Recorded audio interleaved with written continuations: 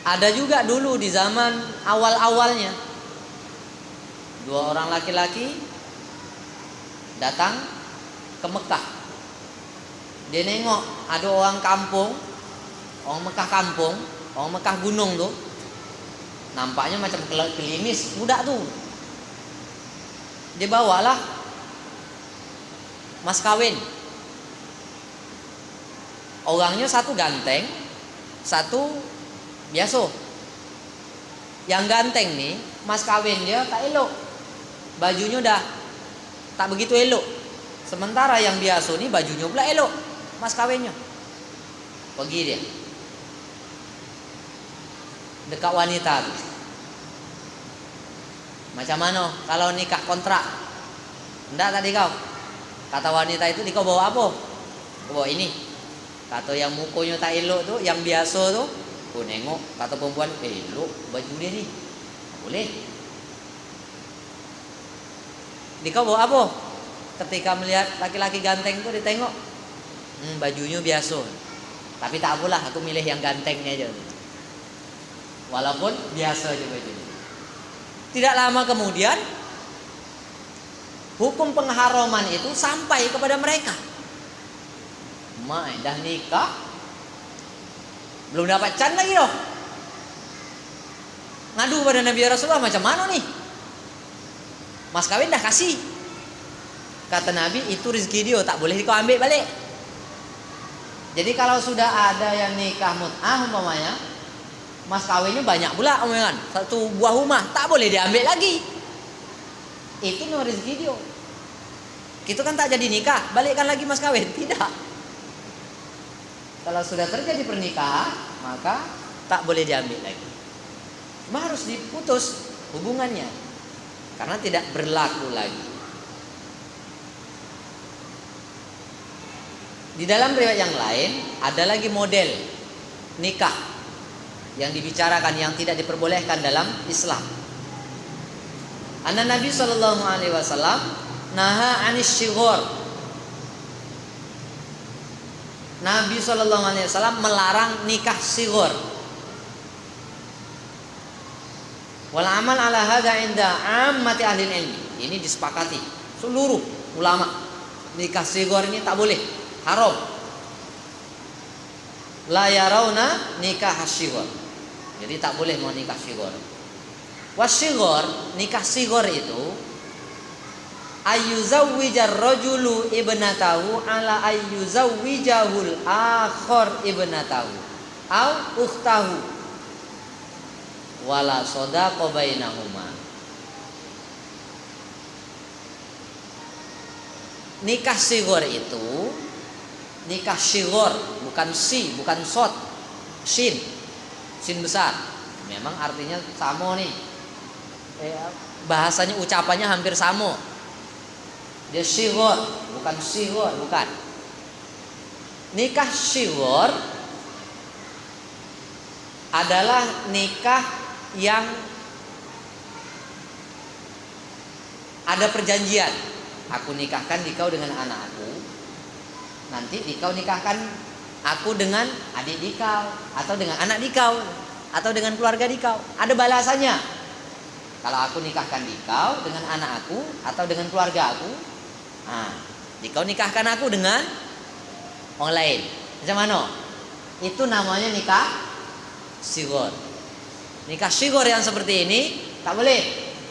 Jadi jangan pula kita menikahkan orang, aku nikahkan dikau, lepas ini dikau nikahkan aku, dengan siapa? Dengan keluarga siapa? Dengan adik dikau, dengan anak dikau siapa? Sebagai balasannya. Yang seperti ini tak boleh, diharamkan.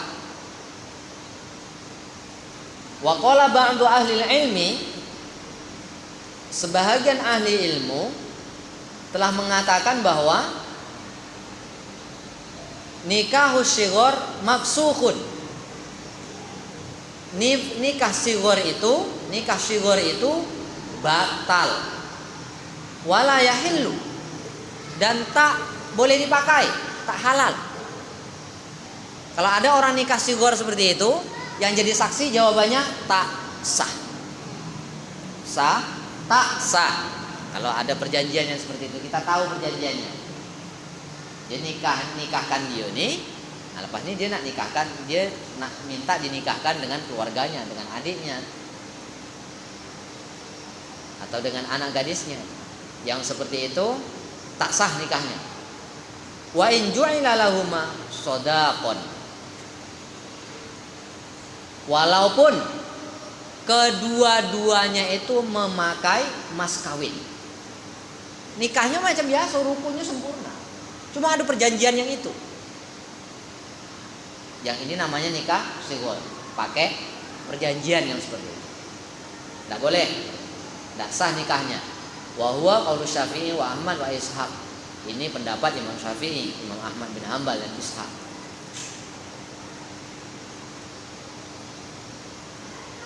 Di dalam keterangan yang lain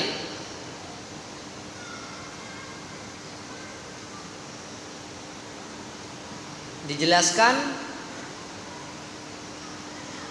tentang pernikahan yang tidak sah yang dikerjakan oleh kaum muslimin.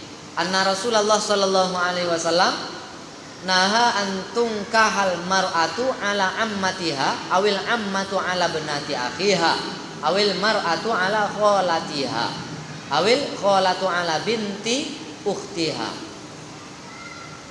wala tungkahu sughra alal kubro walal kubro ala sughra. Nabi melarang satu orang wanita itu dinikahi dalam waktu bersamaan dengan bibinya. Kita nikah dengan anak gadis bersama dengan bibinya. Apakah bibinya ini dari pihak bapak atau dari pihak emaknya? Jadi menjadi istri seseorang, bibi dan keponakan. Ini tak boleh disatukan dalam Islam.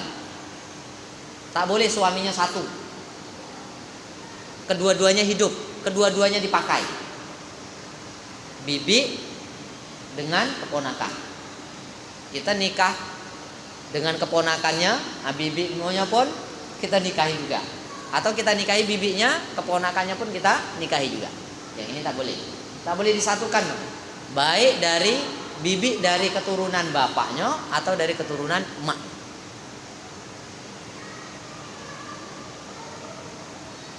Di dalam riwayat yang lain dijelaskan lagi bahwa Ibnu Abbas menjelaskan tentang ketidakbolehan menjadikan satu atau dinikahi dalam satu waktu atau bersamaan nikahnya atau kedua-duanya dalam keadaan dipakai semuanya antara bibi dan keponakan.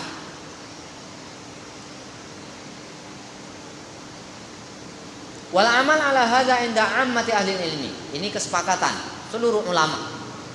La na'lamu bainahum ikhtilafan. Tidak diketahui di antara para ulama ini ada ikhtilaf atau tidak. Maknanya memang tidak ada ikhtilafnya di kalangan para ulama perkara ini. Jadi bibi dan keponakan tak boleh dicampur.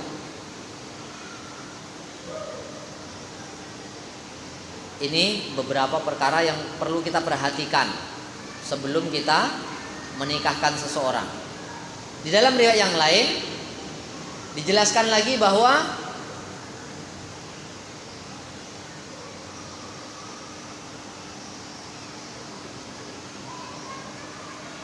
di zaman jahiliyah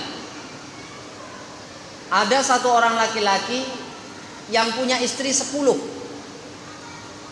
Masa dia KP, istri dia 10. Dia dan ke-10 istrinya nih masuk Islam semuanya. Macam mana nih? Apa 10 nih dipakai juga lagi? Fa amarahu Nabi sallallahu alaihi wasallam ayyatakhayyara arba'an minhunna. Nabi memerintahkan untuk memilih dari 10 itu 4 yang nak dipakai, yang lain lepaskan semua. Jadi kalau semasa kita belum tahu dulu bibi dengan keponakan jadi satu umpamanya. Setelah kita tahu macam mana nih, pisahkan. Cegaikan salah satu, pilih. Kita nak yang mana? Tak boleh tetap bersama. Mesti dipisahkan karena kita sudah tahu. Begitu juga istri 5. Belum tahu awak, setelah tahu, ini tak boleh hubungnya, maka hendaklah diceraikan. 1. 4 boleh dipakai. 10 pun macam itu. Inilah keadaannya. Zaman jahiliyah dia punya istri 10. Masuk Islam semuanya. Setelah Islam dia tanya kepada Nabi, ya Rasulullah, macam mana nih? Pakai semuanya? Kata Nabi, pilih 4. Mana yang kau suka? Ambil, yang lain lepaskan. Terakhir, dalam riwayat lagi, ada satu orang yang menikah dengan kakak beradik. Kakaknya diambil jadi istrinya, adiknya pun diambil jadi istrinya. Masa dia masih kafir dulu, masa dia masih jahiliyah. Setelah Islam, maka ditanya kepada Nabi. Nabi SAW memerintahkan, ikhtar ayyatahuma syi'ta. Kamu pilih salah satu dari keduanya. Tak boleh digabung. Kalau ada saudara kandung atau saudara sesusuan yang mahram, kok bersama jadi istri sama-sama istrinya. Kakaknya kita ambil jadi istrinya, adiknya juga kita ambil. Maka hendaklah dipisah. Kalau dia yang dah mati lain. Pertama kita nikah dengan kakaknya. Kakaknya tak panjang pula umurnya, dah punya anak 3 mati. Kita suka pula dengan adik dia. Ambil, tak apa-apa. Boleh. Yang tak boleh nih digabung. Dipakai kedua-duanya. Mudah-mudahan Allah Subhanahu wa taala memberikan kepahaman kepada saya dan kita semua. Lebih kurang saya mohon maaf. Subhanallah wa bihamdika, asyhadu an la ilaha illa anta, astaghfiruka wa atubu ilaik. Assalamualaikum warahmatullahi wabarakatuh.